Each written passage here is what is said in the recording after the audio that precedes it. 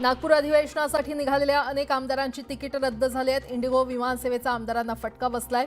Indigo विमान कंपनीच्या अनेक विमान फेऱ्या रद्द झाल्यानं आमदारांची तिकीट रद्द झाली आहेत। गोव्याच्या अर्पोरा परिसरात भीषण दुर्घटना घडली। अर्पोराच्या नाईट क्लबमध्ये सिलेंडरचा स्फोट झाल्यानं भीषण आग लागली। या आगीमध्ये 23 जणांचा मृत्यू झालाय। मृतांमधील सर्वजण नाईट क्लबचे कर्मचारी असल्याची माहिती आहे। अग्निशमन दलाकडून आगीवर नियंत्रण मिळवण्यात यश आलं। उपराजधानी नागपूरमध्ये उद्यापासून विधिमंडळाच्या हिवाळी अधिवेशनाला सुरुवात होते। शेतकरी कर्जमाफी, तपोवनमधील वृक्षतोड, पार्थ पवार यांचे भूखंड प्रकरण, मंत्री संजय शिरसाट यांच्यावरील सिडकोतील जमीन घोटाळ्याचा आरोप यामुळे हिवाळी अधिवेशन गाजण्याची शक्यता आहे। कोट्यवधींच्या निर्मल मल्टी स्टेट क्रेडिट कोऑपरेटिव्ह सोसायटीमधील कथित निधी गैरव्यवहार प्रकरणी विशेष एसआयटी स्थापन करण्याचा आदेश सुप्रीम कोर्टानं दिलाय। या प्रकरणाचा तपास सीबीआयकडे न देता विशेष एसआयटी स्थापन करण्याचा आदेश सरन्यायाधीश सूर्यकांत आणि न्यायमूर्ती जयमाला बागची यांच्या द्विसदस्यीय खंडपीठानं दिलाय। बार्शीत भर दिवसा कोयत्यानं तोडफोड करून दहशत माजवणाऱ्याला पोलिसांनी ताब्यात घेतलं। बायकोच्या मोबाईलचा रिचार्ज न झाल्यामुळे बार्शीतील बाळेश्वर नाक्याजवळ मोबाईल शॉपीत तोडफोड करण्यात आली। जुनी पेन्शन टीईटी सक्तीचा निर्णय मागे घेण्याच्या मागणीसाठी शिक्षक आझाद मैदानात आंदोलन करणार आहेत। महाराष्ट्र राज्य आदर्श शिक्षक समितीकडून आंदोलनाची हाक देण्यात आली आहे। धारावी घाटकोपर सांडपाणी प्रक्रिया प्रकल्पाच्या जलबोगद्याला पर्यावरण मंत्रालयानं मंजुरी दिली आहे। त्यामुळे आता जलबोगद्याच्या बांधकामाला गती मिळणार आहे। साविंद्रा भिवंडी रस्त्याची दुरवस्था झाल्यानं अपघातांच्या प्रमाणात वाढ झाली आहे। वारंवार मागणी करून देखील प्रशासन दुर्लक्ष करत असल्यानं प्रशासनाच्या कार्यक्षमतेवर प्रश्नचिन्ह निर्माण झाले। मुंबई पुणे रेल्वे मार्गावर मेगा ब्लॉक घेण्यात आलाय। देखभाल दुरुस्तीची कामं सुरू असल्यानं हा ब्लॉक घेण्यात आला। त्यामुळे मध्य रेल्वेनं अनेक हायस्पीड एक्सप्रेस आणि इंटरसिटी गाड्या रद्द केल्या आहेत। धारावी पुनर्विकास प्रकल्पाकडून गणेशनगर मेघवाडी येथील 24 रहिवाशांना घरं रिकामी करण्याची नोटीस बजावण्यात आली आहे। घराच्या बदल्यात घर असं आश्वासन डीआरपीनं दिलेलं असताना पुनर्वसित इमारतीतील घर न देता त्याआधीच घरं खाली करण्याची नोटीस आल्यानं धारावी बचाव आंदोलन करण्यात आलं। दहिसर ते भाईंदर हा 1 तासाचा प्रवास आता फक्त 5 मिनिटात शक्य होणार आहे। दहिसर आणि भाईंदर दरम्यान 2337 कोटींचा दहिसर भाईंदर लिंक रोड तयार केला जाणार आहे आणि त्यामुळे आता दहिसर ते भाईंदर हे अंतर फक्त 5 मिनिटात पार करता येणार आहे। पुण्यात धुमाकूळ घालणाऱ्या बिबट्यासाठी ऑस्ट्रेलियन तज्ज्ञांची टीम पुण्यात पोहोचली। ऑस्ट्रेलियन तज्ज्ञांकडून वनविभागाच्या अधिकाऱ्यांना मार्गदर्शन केलं जाणार आहे। पुण्यातील वनविभागाच्या 40 पेक्षा जास्त अधिकाऱ्यांना ऑस्ट्रेलियातून आलेले वन्यजीव तज्ज्ञ मार्गदर्शन करणार आहेत। गेल्या काही दिवसांपासून राज्यात आरक्षणाचा मुद्दा तापला असतानाच आता भाषेचा मुद्दा समोर आलाय। छत्रपती संभाजीनगर शहरातील रेल्वे स्थानकाच्या बोर्डावर लिहिण्यात आलेलं नाव उर्दूमध्ये नसल्यानं काही संघटनांनी आक्षेप घेतलाय। तर उद्या रेल्वे स्थानकावर रेल रोको आंदोलन करण्याचा इशारा देण्यात आलाय। जळगावच्या पारोळ्यात भरधाव व्हॅनला अचानक आग लागली। दरम्यान अग्निशमन दलाकडून आगीवर नियंत्रण मिळवण्यात आलंय। सुदैवानं कोणतीही जीवितहानी झाली नसल्यानं मोठा अनर्थ टळला। गेल्या 10 दिवसात सोन्याच्या दरात 3000 रुपयांनी तर चांदीच्या दरात 21000 रुपयांची वाढ झाली आहे। त्यामुळे सोन्याचा दर जीएसटीसह 1,31,850 रुपयांवर पोहोचलाय तर चांदीचा दर जीएसटीसह 1,86,430 रुपयांवर पोहोचलाय। जळगाव जिल्ह्यातील कोणतंही गाव पाण्याअभावी त्रस्त होऊ नये यासाठी प्रशासनानं वेळेआधी नियोजन करणं आवश्यक आहे। पाणी व्यवस्थापनामध्ये काटेकोरपणा आणि जबाबदारीनं काम करावं असे निर्देश गुलाबराव पाटलांनी अधिकाऱ्यांना दिले। रत्नागिरीच्या हर्णे सुवर्णदुर्ग किल्ल्यावर तब्बल 13 फूट लांबीचा अजगर दिसल्यानं खळबळ माजली। दरम्यान सर्पमित्राकडून अजगराचं सुरक्षित रेस्क्यू करण्यात आलं।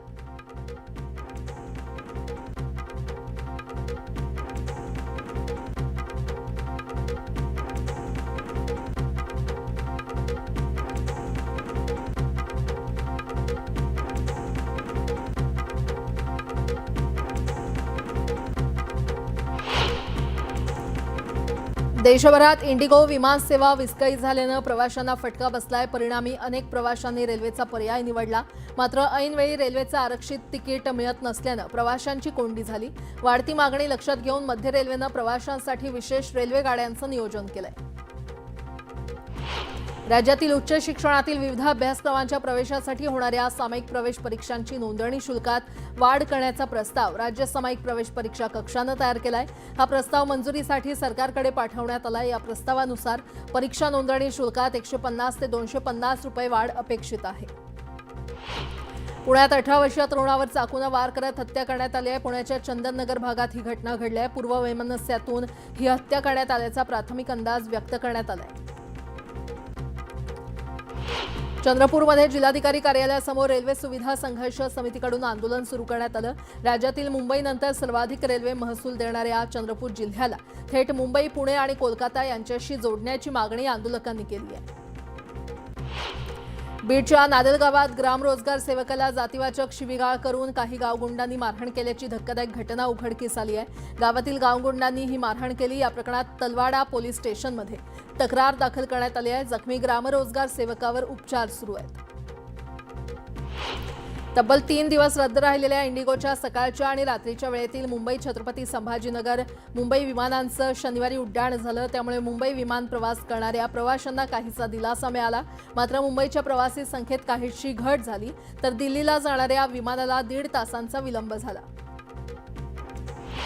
मुंबईतल्या भायखळा इथल्या राणीबागेत येत्या काळात इमू, चिंपांझी, गोरिला, पांढरे सिंह, झेब्रा आणि जिराफ असे परदेशी प्राणी पाहायला मिळणार आहेत। पालिकेकडून या परदेशी प्राण्यांच्या अधिवासासाठी 17 पिंजरे बांधण्याची प्रक्रिया सुरू करण्यात आली आहे। याशिवाय भेट देणाऱ्या पर्यटकांच्या मनोरंजन आणि प्राथमिक सुविधांसाठी देखील पालिका नियोजन करते आहे। एसटी महामंडळानं मुंबईत बोरिवली नाशिक मार्गावर नवीन वातानुकूलित इलेक्ट्रिक बस सेवा सुरू केली आहे। ही बस समृद्धी महामार्गावरून जाईल। बोरिवली ते नाशिक आणि नाशिक ते बोरिवली दरम्यान एकूण 22 फेऱ्या चालवण्यात येणार आहेत। ठाण्यातील घोडबंदर मार्गावरील मीरा भाईंदर महापालिका हद्दीतील 3 ठिकाणी रस्त्याच्या मजबूतीकरण कामासाठी रविवारी पूर्ण दिवस अवजड वाहनांना प्रवेश बंदी केली आहे। मात्र यापूर्वी अशा कामांसाठी जाहीर केलेली अवजड वाहन बंदी फोल ठरली होती। त्यामुळे यावेळी देखील ती फोल ठरल्यास वाहतूक कोंडीची शक्यता आहे। उत्तरेकडून दक्षिणेकडे वाहणाऱ्या शीतलहरींमुळे सोमवारपासूनच मुंबईसह राज्यभरात थंडीचा कडाका वाढणार आहे। मुंबईचं किमान तापमान 13 अंश सेल्सिअस तर राज्यभरातील बहुतांशी शहरांचं किमान तापमान 6 अंश सेल्सिअस नोंदवण्यात येईल अशी शक्यता हवामान अभ्यासकांनी वर्तवली आहे। नाशिकमध्ये होणाऱ्या वृक्षतोडीच्या विरोधात कराडकर निसर्गप्रेमी आणि पर्यावरणप्रेमी एकवटलेत। तपोवन भूमीतील झाडं तोडू नये यासाठी सह्यांची मोहीम राबवण्यात आली आहे। कुंभमेळ्यातील साधुग्रामसाठी तपोवन भूमीमध्ये नाशिक महापालिकेतर्फे सुमारे 1835 झाडांची तोड होणार आहे। या वृक्षतोडीबद्दल कराडकर, निसर्गप्रेमी, पर्यावरणप्रेमी आणि वृक्षप्रेमी नागरिकांच्या मार्फत नाशिक महानगरपालिकेचा जाहीर निषेध करण्यात येतोय। लातूर जिल्ह्याच्या औसा तालुक्यातील निळकंठेश्वर सहकारी साखर कारखाना सुरू झालाय। त्यानंतर आमदार अभिमन्यू पवार यांनी नवस पूर्ण केला। किल्लारी पाटी येथील कारखान्यापासून ग्रामदैवत निळकंठेश्वर मंदिरापर्यंत 3 किलोमीटरपर्यंत दंडवत घालत आमदार पवार यांनी आपला नवस फेडला। मुंबई गोवा महामार्गावर सरकार आणि ठेकेदारांच्या विरोधात अंत्ययात्रा काढण्यात आली। मुंबई महामार्गाचं काम रखडल्यानं ठेकेदाराविरोधात जोरदार घोषणाबाजी करण्यात आली। यावेळी माणगावमध्ये जन आक्रोश समितीच्या वतीनं 3D यात्रा काढत निषेध नोंदवण्यात आला। देहू-रोडच्या किवळे रावेत परिसरातील वाढत्या नागरीकरणाच्या पार्श्वभूमीवर चंद्रभागा कॉर्नर इथे नवीन पोस्ट ऑफिस सुरू करण्यात आले। चिंचवडचे आमदार शंकर जगताप यांच्या हस्ते या डाकघराचं उद्घाटन करण्यात आलं। नागरिकांसाठी आधुनिक डिजिटल सुविधांबरोबरच पोस्टमॅनची उणीव भरून काढणारी ही महत्त्वाची सुविधा ठरणार आहे। बीडच्या आष्टी तालुक्यातील बेलगावमध्ये रेणुका मातेची यात्रा मोठ्या उत्साहात संपन्न झाली। यावेळी लाखो भाविक भक्तांनी रेणुका मातेचं दर्शन घेण्यासाठी गर्दी केली होती। यावेळी बेलगावच्या आखाड्यात महिला मल्लांची कुस्ती पार पडली। नांदेडमध्ये नाफेडच्या वतीनं सोयाबीनची खरेदी केंद्र 5 डिसेंबरपासून सुरू झाली आहेत। या केंद्रावर सोयाबीनला प्रति क्विंटल 5,328 रुपये असा चांगला दर देण्यात येतोय। चांगला दर मिळत असल्यानं शेतकऱ्यांनी समाधान व्यक्त केलंय। बांगलादेशनं कांदा आयातीला परवानगी दिली आहे। आजपासून प्रत्येक दिवशी 30 टनाचे 50 IP कांदा निर्यात केले जाणार आहेत। एका दिवसाला 15,000 क्विंटल कांदा भारतातून बांगलादेशमध्ये निर्यातीला परवानगी देण्यात आली आहे। जळगाव जिल्ह्यातील रावेर तालुक्यातील वाघोड इथे मुंगसाच्या हल्ल्यात साप गंभीर जखमी झाला। या सापाला प्राणीप्रेमींनी जीवनदान दिलं। अखिल भारतीय मराठी साहित्य महामंडळानं साताऱ्यात होणाऱ्या 99व्या अखिल भारतीय साहित्य संमेलनाच्या कार्यक्रमाची कार्यक्रम पत्रिका जाहीर केली आहे। 1 जानेवारी ते 4 जानेवारी 2026 दरम्यान साताऱ्यात साहित्य संमेलन होणार आहे। मृदुला गर्ग यांच्या हस्ते उद्घाटन होणार आहे। राज्याचे मुख्यमंत्री देवेंद्र फडणवीस आणि दोन्ही उपमुख्यमंत्री या साहित्य संमेलनाला उपस्थित राहतील, तर शरद पवार यांना देखील साहित्य संमेलनाला उपस्थित राहण्यासाठी आमंत्रण देण्यात आले। नालासोपारा पश्चिम इथल्या यशवंत गौरव शालिभद्र इथे घोणस साप आढळल्यानं स्थानिकांमध्ये भीतीचं वातावरण पसरलंय। यानंतर सर्पमित्रांनी या सापाला पकडून त्याला सुरक्षित स्थळी सोडून दिलं। सोय झाली। इंडिगोनं आधीच 2000हून अधिक उड्डाणं रद्द केली आहेत। इंडिगोची विमानसेवा विस्कळीत झाल्यामुळे पुढील 3 दिवसात 89 विशेष रेल्वे चालवण्यात येणार आहेत। दिल्ली मुंबईसह अन्य ठिकाणी प्रवाशांना दिलासा मिळणार आहे। दिल्ली एका धावत्या कारला अचानक आग लागली। दरम्यान आगीचं कारण अद्याप अस्पष्ट आहे। ऑस्ट्रेलियाच्या सिडनीतील जंगलात भीषण आग लागली। या आगीमध्ये 12 घरं जळून खाक झाली आहेत। अद्याप जीवितहानीबाबत माहिती मिळाली नाहीये। दरम्यान न्यू साऊथ वेल्समधील 75 पेक्षा जास्त जंगलांमध्ये ही आग लागली। गुजरातच्या खेड्यामध्ये दुकानांना भीषण आग लागली। या आगीमध्ये लाखोंचं सामान जळून खाक झालंय। यूपीच्या अलीगडमध्ये भरधाव कार आणि बाईकची जोरदार धडक झाली। कारनं धडक दिल्यानंतर बाईकला आग लागली। दक्षिण आफ्रिकेच्या प्रिटोरिया शहरात बारमध्ये बसलेल्या लोकांवर बेछूट गोळीबार करण्यात आला। या गोळीबारात 11 जणांचा मृत्यू झालाय, तर फरार आरोपींचा शोध घेतला जातोय। बिहारच्या भागलपूरमध्ये भीषण आग लागल्यानं गोंधळ उडाला। या आगीमध्ये अनेक घरं जळून खाक झाली। दरम्यान अग्निशमन दलाकडून आगीवर नियंत्रण मिळवण्यात आले। गुजरातच्या खेड्यामध्ये एका मिठाईच्या दुकानाला भीषण आग लागली। अग्निशमन दलाकडून आगीवर नियंत्रण प्राप्त करण्यात आलं। या घटनेत कोणतीही जीवितहानी झाली नाही।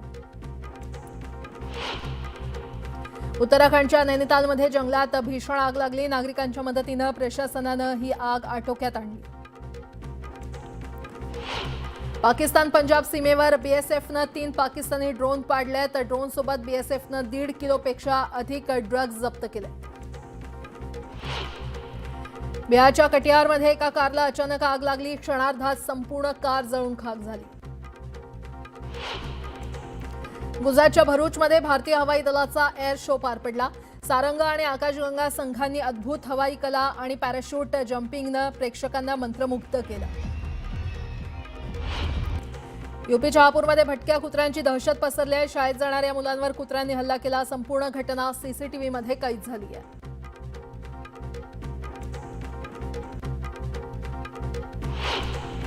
मध्य प्रदेशच्या जबलपूरमध्ये ग्रामीण भागात गेल्या 3 दिवसांपासून बिबट्याची दहशत पसरली आहे। परिसरात बिबट्या फिरत असल्याचा व्हिडिओ समोर आलाय।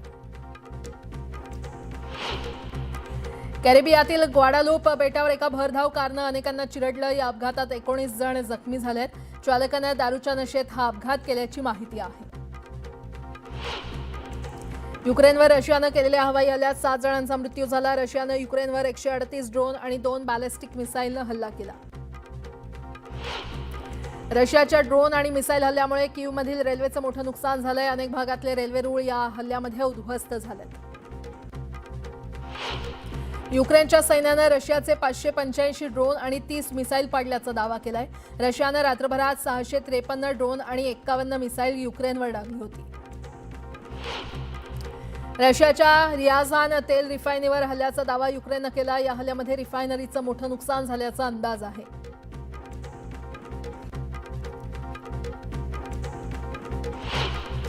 गाझामध्ये बंकरमध्ये लपून बसलेल्या 40 हमास दहशतवाद्यांना इस्रायलनं हल्ला करून ठार मारलंय। राफामध्ये बनवण्यात आलेल्या बंकरमध्ये 200 दहशतवादी लपले असल्याचा दावा आयडीएफनं केलाय। विशाखापट्टणममध्ये वनडेमध्ये भारतानं दक्षिण आफ्रिकेचा 9 गडी राखून पराभव करत 3 सामन्यांची मालिका 2-1 जिंकली। तिसऱ्या वनडेत जयस्वालनं शतक झळकावलं। विराट कोहलीनं तिसऱ्या वनडेमध्ये शतक झळकावलं। 3 सामन्यात 2 शतकं झळकावणाऱ्या विराटला प्लेअर ऑफ द सिरीजचा किताब देण्यात आला। रोहित शर्मानं तिसऱ्या वनडेत 75 धावा फटकावून नव्या विक्रमाची नोंद केली आहे। रोहित शर्मानं आंतरराष्ट्रीय क्रिकेटमध्ये 20,000 धावा पूर्ण केल्या आहेत. असा विक्रम करणारा रोहित शर्मा हा चौथा भारतीय फलंदाज बनलाय.